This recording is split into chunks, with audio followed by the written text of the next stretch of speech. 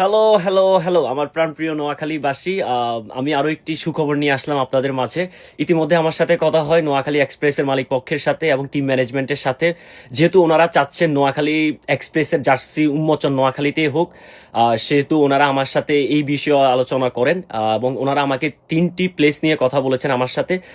একটি হলো Noakhali super market, আরেকটি হলো নোয়াখালী ব্লু স্টেডিয়াম এবং নোয়াখালী বজরা শাহী মসজিদ। আমি এই ৩টি অপশনের মধ্যে ওনাদেরকে সাজেস্ট করি নোয়াখালী ব্লু স্টেডিয়াম। যেহেতু আমি আশা রাখছি অনেক মানুষের একটি জনসমাগম হবে, সেহেতু স্পেসের একটা ব্যাপার আছে এখানে। সো আমি ওনাদেরকে সাজেস্ট করি নোয়াখালী ব্লু স্টেডিয়াম। এরপরে ওনাদের সাথে আলোচনা করি যে আপনাদের মতামত নিয়ে। যেহেতু নোয়াখালীর অনেক মানুষ, সবচেয়ে বেশি মানুষই হচ্ছে সোশ্যাল মিডিয়াতে অ্যাক্টিভ, সেহেতু আপনাদের মতামতের একটা প্রয়োজন আমরা মনে করেছি।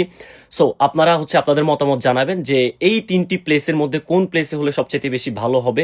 জার্সি উন্মোচনটা কোথায় হলে সবচেয়ে বেশি ভালো হয়, আপনারা আপনাদের মতামত জানাবেন।